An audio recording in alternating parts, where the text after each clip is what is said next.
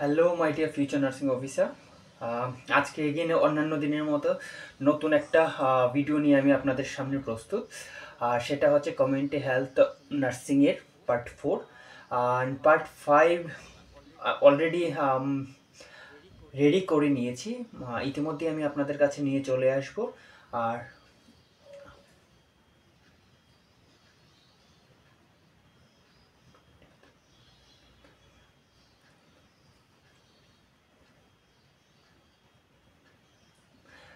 Hello upcoming future nursing officer, আশা করি আপনারা সবাই ভালোই আছেন। তো একদিন অন্যান্য দিনের মতো আজকে একদিন নতুন একটা ভিডিও নিয়ে আপনাদের সামনে প্রস্তুত। সেটা হচ্ছে কমিউনিটি হেলথ নার্সিংয়ের পার্ট নাম্বার 4। আর আশা করি যে ভিডিওগুলো আপলোড করেছিলাম পার্ট 1, পার্ট 2 অ্যান্ড পার্ট 3 কমিউনিটির উপর ভালো লেগেছে। যদি ভালো লাগে প্লিজ একটা লাইক, শেয়ার অ্যান্ড কমেন্ট করে দেবেন। আর তার সাথে হচ্ছে এক্সাম খুবই কাছে চলে এসছে, তার জন্য প্রিপারেশন নিতে হবে, কন্টিনিউ পড়াশুনো করতে হবে। আর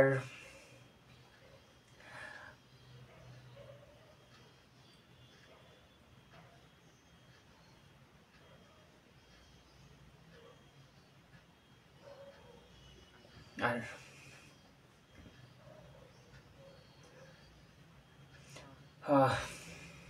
তাহলে চলুন আজকের ভিডিও স্টার্ট করি হেডকোয়ার্টার্স দিয়ে। হেডকোয়ার্টার্স কিসের জন্য ইম্পর্টেন্ট আর কিসে কিসে হেডকোয়ার্টার আমাদেরকে পড়তে হবে, ঠিক আছে? তাহলে চলুন দেখে নিই। First headquarter, headquarter of the tuberculosis association of India. Tuberculosis TB association কোথায় রয়েছে? In India is the new Delhi. The most of the headquarter is the new Delhi, accept এক দুটো। তো যদি পেপারে এই ধরনের হেডকোয়ার্টার নিয়ে কোয়েশ্চেন আছে আর সেটা যদি রিলেট টু ইন্ডিয়া হয়, তাহলে চোখ বন্ধ করে, যদি আনসার না জানা থাকে, সেটা হচ্ছে দিল্লি, আপনারা ক্লিক করে আসতে পারেন। তার কারণ হচ্ছে 90% headquarter in the Delhi. Other কিছু কিছু 10% রয়েছে যেগুলো অন্যান্য স্টেটগুলোতে রয়েছে। Then again UNIC, united nation information centre headquarters in India is New Delhi. Then third is the headquarter of INC in India, Indian Nursing Council is the New Delhi. And the headquarters of the NACO of India is the New Delhi. Headquarters of the WHO in India, New Delhi. Then headquarters of the ICRCS, সেটা হচ্ছে new Delhi. Then again headquarters of the family planning in India, family planning in India is the Mumbai. Then drug of choice of malaria, তো এই কয়েকটা headquarters পড়লেই in ইন্ডিয়াতে হয়ে যাবে। আর তার সাথে রয়েছে আদার্স হেডকোয়ার্টার্সগুলো like WHO, UNESCO, UNICEF, CDC. তো এই সবগুলো, রেড ক্রস সোসাইটি, এই সবগুলোর হেডকোয়ার্টার থেকে শুরু করে কত সালে ইস্টাবলিশ হয়েছিল, কোন ডেটে, ইচ অ্যান্ড এভরি ডিটেলস আমি নেক্সট ভিডিওতে আমি আপনাদের সামনে নিয়ে চলে আসবো। তাহলে চলুন এগেইন কন্টিনিউ করি ভিডিও। সেটা হচ্ছে drug of choice of falciparum malaria. তো ফেলসিফেরাম ম্যালেরিয়ার একটা drug of choice is the chloroquine. In case of chloroquine resistant, যদি কারোর বডিতে ক্লোরোকুইনিন রেসিস্ট্যান্ট হয়ে যায়, তাহলে আর্থেমেটার লুমিফ্যান্টেরিন ইউজ করা হয়, যার ব্র্যান্ড নেম হচ্ছে কোর্টে।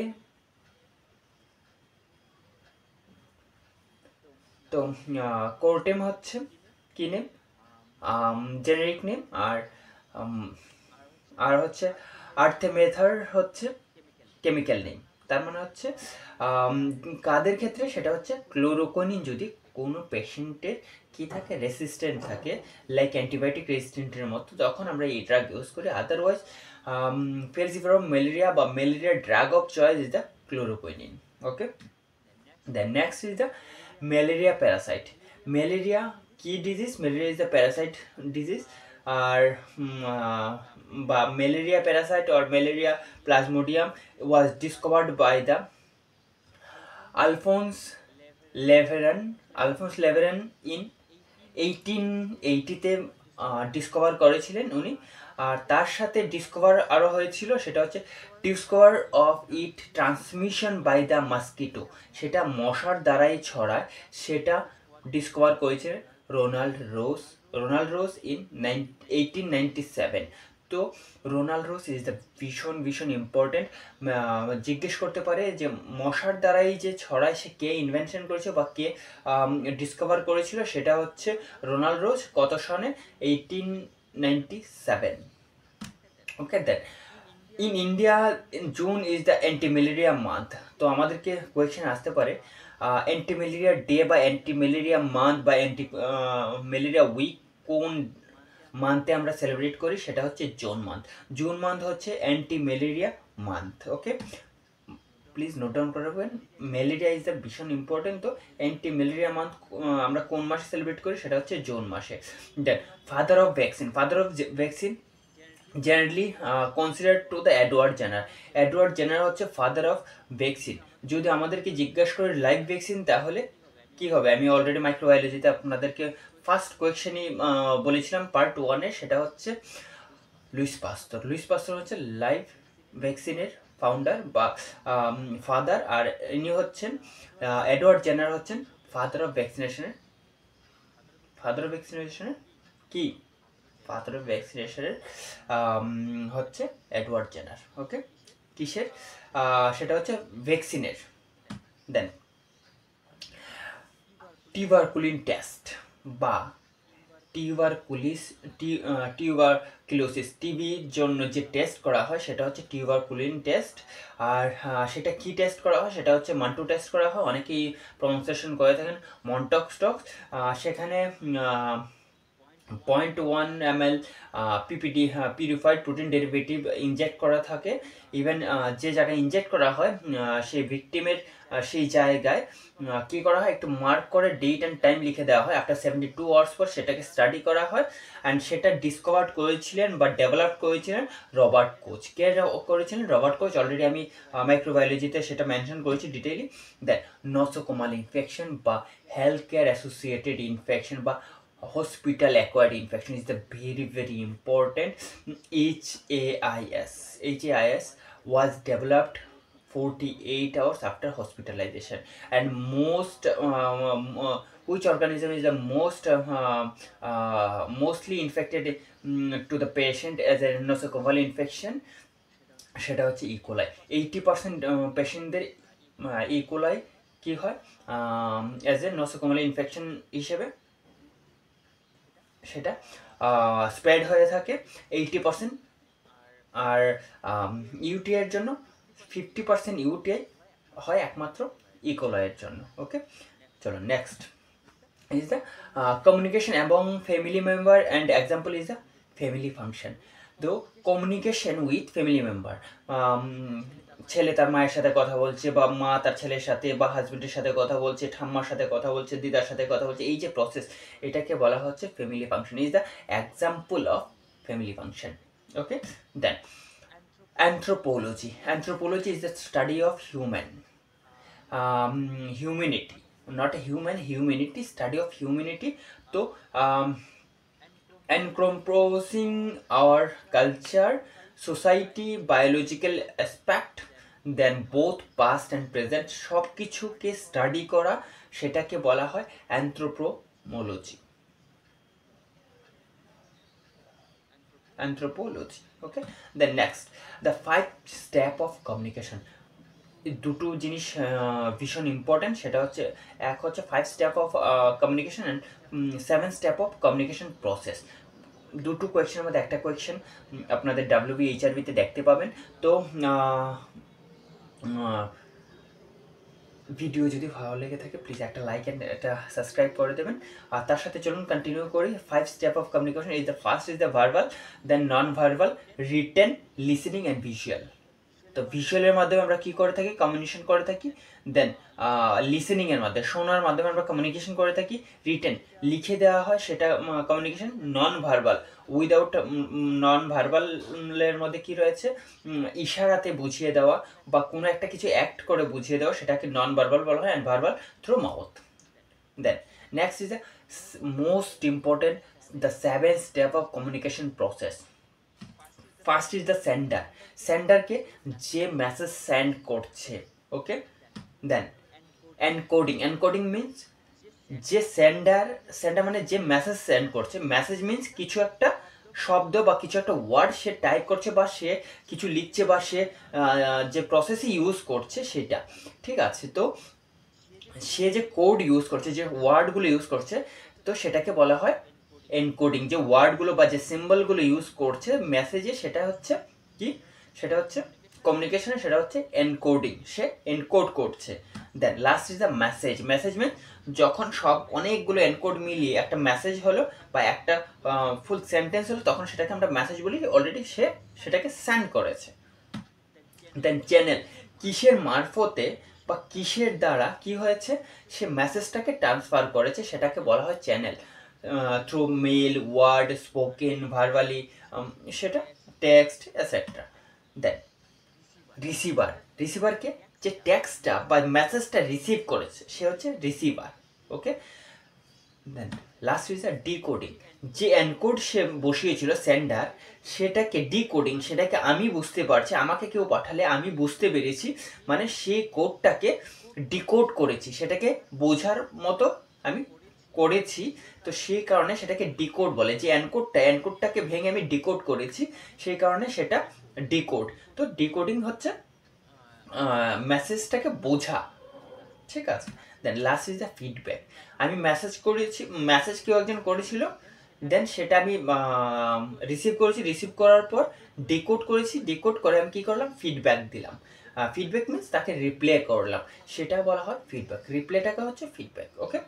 দেন next, for HIV patient it's very much important immunization schedule. Immunization schedule নিয়ে আমি একটা ভিডিও নিয়ে আসবো আপনাদের সামনে, সেখানে ডিটেলি মেনশন করবো কমিউনিটির আন্ডারে পড়ে, সেই কারণে আমি এখানে মেনশন করে রেখেছি। সেটা হচ্ছে এইচআইভি পজিটিভ পেশেন্টদের IPV is the OPV is the contraindicated, oral polio vaccine is the contraindicated, but IPV is the IPV is the not contraindicated, can be given, মানে আমরা এইচআইভি পেশেন্টদেরকে আইপিভি ভ্যাকসিন দিতে পারি, but not OPV, oral polio vaccine দিতে পারবো না, okay. Then next is antibiotic resistant. Antibiotic resistant বলতে কি, যে অ্যান্টিবায়োটিক যে ব্যাকটেরিয়ার উপর কাজ করবে বা যে ব্যাকটেরিয়াকে ব্যাকটেরিওসাইড করবে বা ব্যাকটেরিওস্টেটিক হিসেবে কাজ করে, তো সেই ব্যাকটেরিয়া কি হয়, সেই ব্যাকটেরিয়া যে মেডিসিন ছিল, মেডিসিনের অ্যাকশনটাকে সে নিজের বডিতে রেসিস্ট করে, সে সেখান থেকে সেফলি বেরিয়ে যায়, মানে সেই মেডিসিন সেই ব্যাকটেরিয়ার উপর আর কোনো কাজ করে না, সেটাকে বলে রেসিস্ট্যান্ট। তো আমরা একটা ভুল করে থাকি সবসময়, হালকা একটু লুজ টুল হয়েছে বা হালকা একটু লুজ মোশন হয়েছে, আমরা একটা কী করি, মেট্রোজেল খেয়ে নিই। মেট্রোজেল কি, অ্যান্টিবায়োটিক। মেট্রোজেল একটা খাওয়ার পর হয়তো বা কিছুক্ষণ ঠিক হয়ে গেছে, তো এইভাবে আমরা কন্টিনিউয়াসলি করার পর মেট্রোজেল কী হয়েছে, আমাদের বডিতে রেসিস্ট্যান্ট হয়ে যায়। তার কারণ হচ্ছে মেট্রোজেলের যে কোর্স হয়েছিল সেটাকে আমি কী করিনি, কমপ্লিট করিনি। তো যার লোস্ট হয়েছে বা লুজ মোশন হয়েছে, তাকে আমি বলবো যে রেসিকাডোটিল বা লোমোটিল জাতীয় অ্যান্টিবায়োস্টালটিক ড্রাগ নেওয়ার জন্য, নট দ্য অ্যান্টিবায়োটিক। বা একটু সর্দি কাশি হয়েছে, একটা অ্যান্টিবায়োটিক নিয়ে নিলাম। তো যখন দেখা যাবে যে অ্যাট দ্য সিরিয়াস কন্ডিশন আমার অ্যান্টিবায়োটিকের প্রয়োজন, তখন সেই অ্যান্টিবায়োটিক আর বডিতে কাজ করবে না। তো এই ছোটোখাটো ভুল আমাদের কে ভীষণভাবে সাফার করাতে পারে। তো যারা যারা এই ভুলগুলো করে থাকেন, প্লিজ এই ভুলগুলো করবেন না। একটুখানি একটা ইভিনিংয়ে জ্বর হলো, অ্যান্টিবায়োটিক স্টার্ট করে দিলেন, নো নেভার, 72 আওয়ার্স পর স্টার্ট করুন অ্যাজ পার ডক্টর অ্যাডভাইস। আর মিস ইউজ করবেন না, আর যখনই অ্যান্টিবায়োটিক স্টার্ট করবেন সেটাকে কোর্স কমপ্লিট করুন, ওকে। তো যারা যারা কোর্স কমপ্লিট করছেন না, তাদের অ্যান্টিবায়োটিক রেসিস্ট্যান্ট হওয়ার চান্সেস রয়েছে, তো অ্যান্টিবায়োটিক রেসিস্ট্যান্ট যেন না হয় সেই দিকে একটু লক্ষ্য রাখবেন, ওকে, পড়াশোনার সাথে। Then the body attempt to fight noxious substance involve the immunity system, okay. সেটা হচ্ছে অ্যান্টিবায়োটিকের আন্ডারে পড়ে। দেন ভেক্টর বোর্ন ডিজিজ, কোনগুলোকে আমরা ভেক্টর বোর্ন ডিজিজ বলে থাকি, like malaria, dengue, then lyme disease, plague, then filaria, এগুলো হচ্ছে ভেক্টরবোর্ন ডিজিজ। ওকে, কোনো ভেক্টর মানে কোনো একটা কীট পতঙ্গ যাই রয়েছে, কোনো একটা ছোট কীট যার যারা আমাকে বা আমাদেরকে বাইট করার পর যে ডিজিজ যে ডিজিজে আমরা সাফার করে থাকি সেটাকে বলা হয়েছে ভেক্টরবোর্ন ডিজিজ। তো ভেক্টরবোর্ন ডিজিজ আর illness transmitted through the humans or animal, শুধু আমাদের নয় পশু পাখিদেরও হয়ে থাকে by the vectors like mosquito, tick, এগুলোর দ্বারা কি হয়ে থাকে ডিজিজ স্প্রেড হয়ে থাকে like malaria, dengue. Okay, then হচ্ছে এয়ারবোর্ন ডিজিজ। এই ভিডিওটা লাস্ট পর্যন্ত দেখবেন, এই ভিডিও থেকে একটা কি দুটো কোয়েকশন হুবহু আপনারা WHRBর পেপারে পেয়ে যাবেন কমিউনিটি হেলথ নার্সিং থেকে। ইভেন তারপর কমিউনিটি হেলথ নার্সিংয়ের 5 নাম্বার পার্টসেও ভীষণ ইম্পর্টেন্ট কন্টেন্ট আমি ইনক্লুড করে রেখেছি, সেটাও পুরো যখন আপলোড করবে তখনই পুরো ভিডিওটা চেষ্টা করবেন দেখার। আর সেটা হচ্ছে সেখান থেকে একটা কি দুটো কোয়েকশন কমন পেয়ে যাবেন। আমি আশা করি যে যাই WHRB কোয়েকশনে আসতে চলেছে কোয়েকশন আমার নোট থেকে হুবহু কমন পেয়ে যাবেন। এখন যদিও বিশ্বাস হবে না, তবে আফটার এক্সাম বিশ্বাস হবে। আর আমার নোটগুলো যারাই স্টাডি করছেন প্লিজ এইটুকু বলবো যে বিশ্বাস রাখুন, কমন পাবেন। অ্যান্ড টোটালি যদি পড়াশোনা করতে পারেন each and everything, obviously successful হবেন। তো সেই সূর্য উদয়ের জন্য আপনি যেমন প্রস্তুত বা আপনি যেমন অপেক্ষা করে আছেন, আমিও সেই অপেক্ষা করে আছি, কারণ আপনাদের সাকসেসই আমার সাকসেস হবে। ওকে, তাহলে দেরি না করে চলুন কন্টিনিউ করি। Airborne disease. এয়ারবোর্ন ডিজিজ কি? এয়ারবোর্ন ডিজিজ হচ্ছে এমন একটা ডিজিজ যা আর ভাইরাস বা ব্যাকটেরিয়াগুলো ভীষণ স্মল পার্টিকেলস হয়ে থাকে, আর যেগুলো এয়ারে যে ছোটো মাইক্রন পার্টিকেলস গুলো রয়েছে তার দ্বারা কি হয় ট্রান্সমিট হয়, এক জায়গা থেকে অন্য জায়গায় ছড়াতে পারে।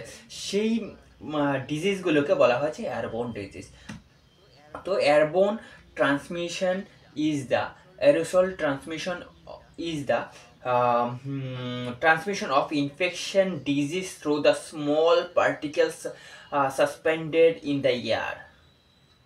তো যেটা বলেছি, তো কি কাদের জন্য হয়ে থাকে সেটা হচ্ছে মানুষরাই সবচেয়ে বেশি এয়ারবোর্ন ডিজিজে এফেক্টেড হয়ে থাকে রাদার দেন দ্য পশু পাখি বা অ্যানিমেলস। তো কী কী ডিজিজ সেটা হচ্ছে ইনফ্লুয়েঞ্জা, মিজলস, দেন টিউবারকুলোসিস মানে টিবি, চিকেন পক্স, নিউমোনিয়া, কোন TB, the active TB and non-active TB, active TB. Okay, then by not active TB is the actual যদি term use করি is the open TB. Okay, then SARS, MERS, then is the COVID-19 সময় আমরা সবাই এই বিষয়গুলো ভীষণভাবে study করেছি, বুঝতে পেরেছি যে এয়ারবোর্ন ডিজিজ কি, ড্রপলেট ডিজিজ কি, কন্ট্যাক্ট ডিজিজ কি, কন্টাজিয়াস ডিজিজ কি। তো আজকে অ্যাগেন একটুখানি রিভিশন করব, আমার সাথে আপনারাও রিভিশন করে নিন একবার। তো এগুলো হচ্ছে example of airborne disease, please note down করে রাখুন, ভীষণ ইম্পর্টেন্ট এই টপিকগুলো। Then is a droplet infection. Droplet infection কি? ড্রপলেট ইনফেকশন হচ্ছে কিসের দ্বারা ছড়ায়? স্নিজিং, কাফ, কথাবার্তা বা ব্রিথিংয়ের সাহায্যে ছড়ায়। তার মানে হচ্ছে সেটাও থ্রু এয়ারই ছড়ায়, কিন্তু সে কি করতে পারে না, একটা নির্দিষ্ট ডিস্টেন্স পর্যন্ত সে ফ্লাই করতে পারে। কখন ফ্লাই করতে পারবে? যখন কাফ বা স্নিজিং হয় তখনই ফ্লাই করতে পারবে, আদারওয়াইজ সে কি করতে পারে না, এয়ারওয়েতে বা বায়ুমণ্ডল অ্যাটমসফিয়ারে সে সার্ভাইভ করতে পারে না। ওকে, তো কাফ, স্নিজিং বা কথাবার্তার মাধ্যমে বা ব্রিথিংয়ের মাধ্যমে এগুলো ছড়িয়ে থাকে, বা মিউকাসা মেমব্রেনের মাধ্যমে ছড়ায়। ঠিক আছে, লাইক এক্সাম্পল কী হবে? এক্সাম্পলের মধ্যে অনেকগুলো রয়েছে, লাইক টিবিও ড্রপলেট ইনফেকশন। ঠিক আছে, দেন contagious infection. Contagious is a communicable disease spread by rapidly person to person. Contagious. Contagious এর মধ্যে কি কি রয়েছে? ডিরেক্টলি কন্ট্যাক্ট, ইনডিরেক্টলি কন্ট্যাক্ট রয়েছে, দেন ড্রপলেট ইনফেকশন রয়েছে, পার্সন টু পার্সন কি রয়েছে, স্প্রেড হয় কন্টাজিয়াসের মধ্যে। কন্টাজিয়াসের মধ্যে কি কি এক্সাম্পল রয়েছে? এক্সাম্পলগুলো মেইনলি ভালো করে পড়বেন। সেটা হচ্ছে influenza, covid, ebola, hepatitis means infectious hepatitis রয়েছে। ঠিক আছে, সব হ্যাপাটাইটিস নয়, ইনফেকশিয়াস হ্যাপাটাইটিস। তো তো হ্যাপাটাইটিস নিয়ে infection hepatitis A B C D E কী করে ছড়ায়, কোনগুলো কোন আরএনএ ডিএনএ সবগুলো আমি আমার গ্যাস্ট্রো মানে জিআই সিস্টেমের পার্ট 1-এ আমি মেনশন করে রেখেছি, একবার প্লিজ দেখে নেবেন ভিডিও। ওকে, দেন হচ্ছে এইডস, দেন এইচআইভি, তারপর হচ্ছে পোলিও, জিকা ভাইরাসও কী রয়েছে আমাদের contagious disease. Okay, then communicable disease also known as the infection disease are the illness that can be spread from the person to person or from an animal to person, মানে মানুষ থেকে মানুষের গায়ে ছড়াতে পারে বা পশু পাখির থেকেও মানুষের গায়ে ছড়াতে পারে। Is the example of the flu, measles, tuberculosis and HIV বা AIDS.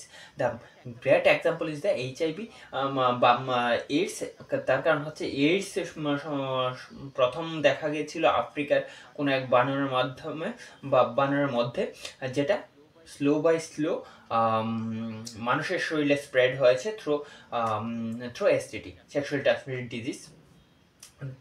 ওকে, দেন কন্ট্যাক্ট ডিজিজ কী রয়েছে? Contact disease, communicable disease, contagious disease through touch, মানে টাচ করলেই কী হবে? স্প্রেড হবে।